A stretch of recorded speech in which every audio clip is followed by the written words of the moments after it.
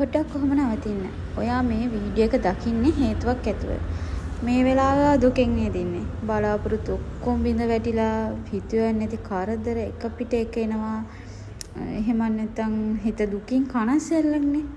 මට විතරයි මේ හැමදේම හැම ප්‍රශ්නෙම මට මේ වගේ ඒවා ඔයා හිත ඉන්නේ.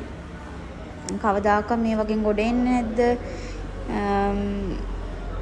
ඒ වගේම ඔබේ නිදි මරාගෙන කෑමක් බීමක් හරියට නැතුව ඔහේ කල්පනා කරනවා ඇති. මටම මේව වෙනවා මං කාටද මේව කියන්නේ කියලා හිතනවා ඇති.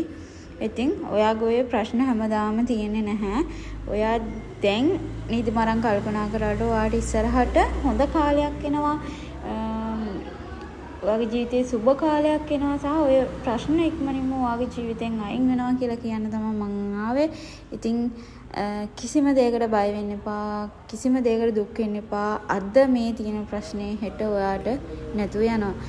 ඉතින් කොච්චර කල්පනා කරත් මම මේකට මොකද්ද කරන්නේ? මම මේකට ගන්න ඕන විසඳුම මොකද්ද කියලා එළි වෙනකන් නිදි මරාගෙන කොච්චර කල්පනා කරත් තේරුමක් නැහැ. ඔයා දැන් ඔයාගේ වැඩ කටයුතු ටික සාමාන්‍ය විදිහට කරගෙන යන්න. ඔයාගේ අද තියෙන ප්‍රශ්නේ හෙට ඔයාගේ අනිවාර්යෙන්ම නැති වෙනවා. මා විශ්වාස කරන්න.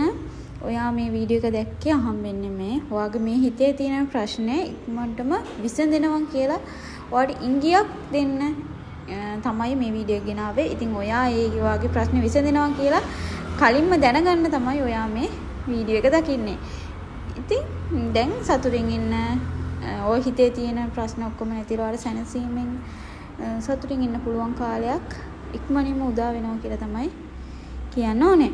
ඉතින් ඔයාට ප්‍රයිවට් රීඩින් එකක් ගන්න ඕන නම් මට මෙසේජ් එකක් දාන්න WhatsApp නම්බර් එක දාලා තියෙනවා මෙසේජ් එකක් දාන්න.